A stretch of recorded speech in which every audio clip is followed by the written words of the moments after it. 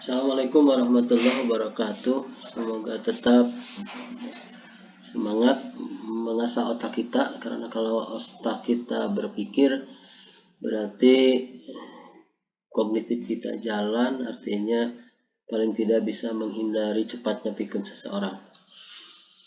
Kita sekarang membahas tentang min rata-rata. Biasanya min ini masuk kategori kelompok ya. Kelompok atau masuk istilahnya uji tendensi sentral. Sentral itu kelompok. Kalau per orang parsial. Ahmad nilai nomor 1 4 karena menjawab misalnya sering. Nomor 2 4 juga menjawab sering. Nilai Ahmad itu 47. Dirata-ratakan, walaupun rata-rata ini tadi kelompok, maksudnya kelompok dari soal kalau ini mah. Tapi ini belum masuk uji tendensi sentral kalau Ahmad saja karena per orang. Rata-rata Ahmad itu nilainya 3,92 karena jumlah dari semua soal ini 12 soal, anggap saja motivasi ini ada 12 pertanyaan. Dia mendapat nilai 47, dirata-ratakan. Cara merata-ratakannya yaitu jumlah 47 dibagi 12. Jadi menjadi 3,92. Nilai Ahmad rata-ratanya 3,92. Ini masih rata-rata, tapi per orang rata-ratanya ya. Sehingga kalau per orang belum masuk kepada uji tendensi sentral, masih parsial. Nilai Ahmad 3,92 rata-rata nilainya untuk Ahmad saja. Berarti motivasi Ahmad itu masuk kategori bagus. Dari mana tahu bagusnya? Ini ada rentang dari Suharsi Arikunto tentang sikap. 3,7 berarti di sini tinggi atau bagus. Kalau sangat tinggi berarti sangat bagus.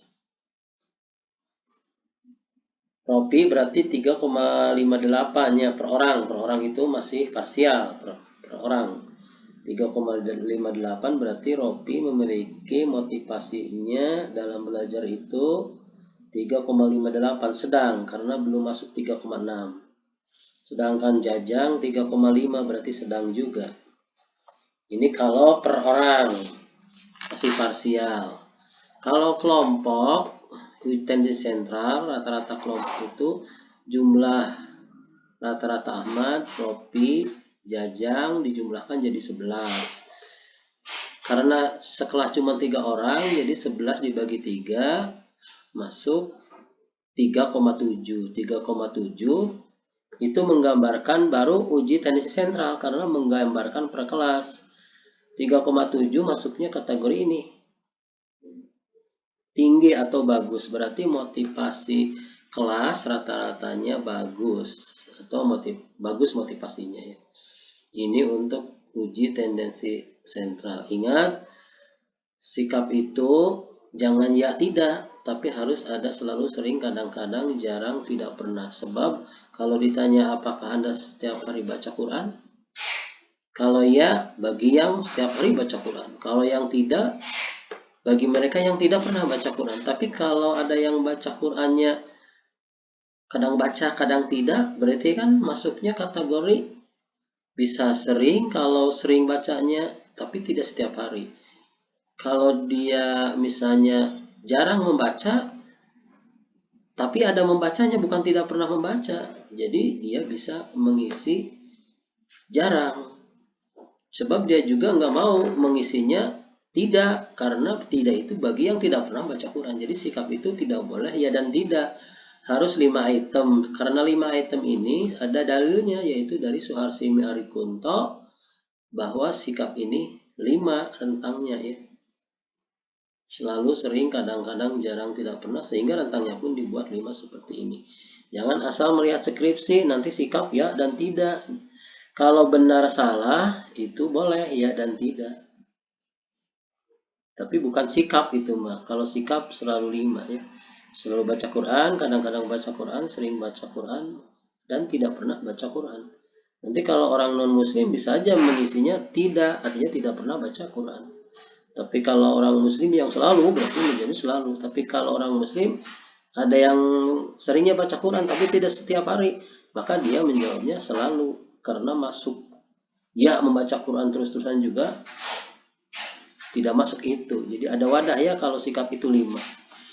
Ini untuk rata-rata kalau sudah masuk kelas namanya uji tendensi sentral. Kalau per orang seperti ini hanya sampai ini nih.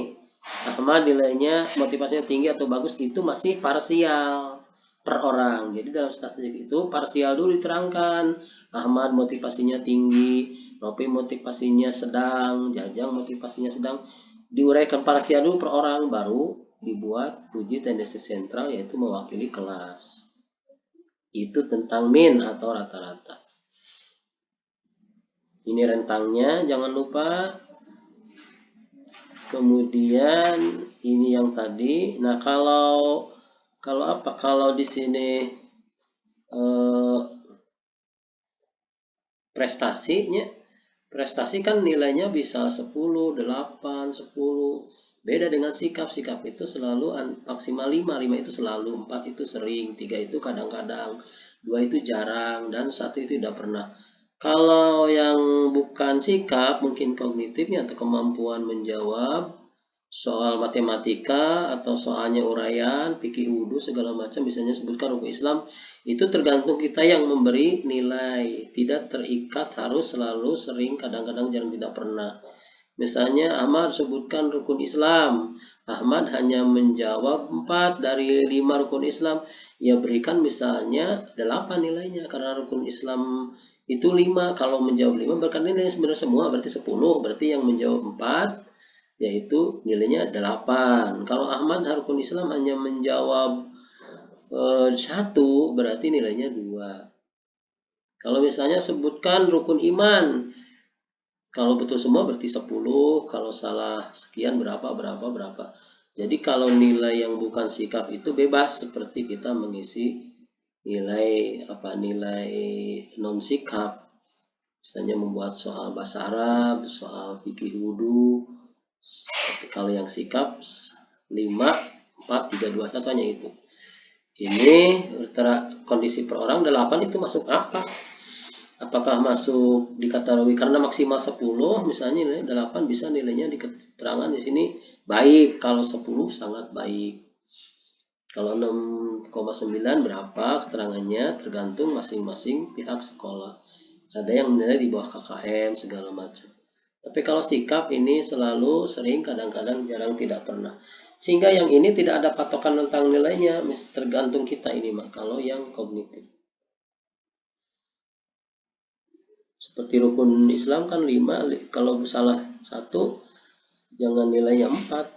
Tapi kan 5 itu 10 salah betul semua. Jadi kalau hanya menjawab 4 dari rukun Islam yang 5, berarti dikali 2 aja. 4 kali 2 8. Sebab yang 5 itu kalau menuju 10, 5 dikali 2. Jadi yang menjawab rukun Islam 5 itu nilainya 10. Yang menjawabnya hanya 4, rukun Islam itu mampu menjawabnya 4 item dari 5 item, maka nilainya 8. Ini bukan hanya tentang rukun Islam, boleh yang lainnya, ada yang nilainya maksimal 10, ada yang di 100 kan boleh. Jadi kalau 8, kalau maksimal 10 berarti masuk kategori sangat baik.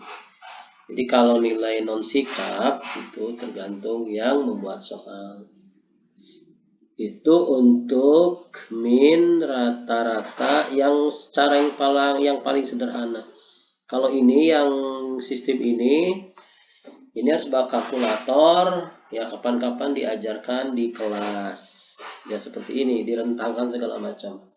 Harus ada kalkulator dulu di sini karena mencari log n dengan kalkulator.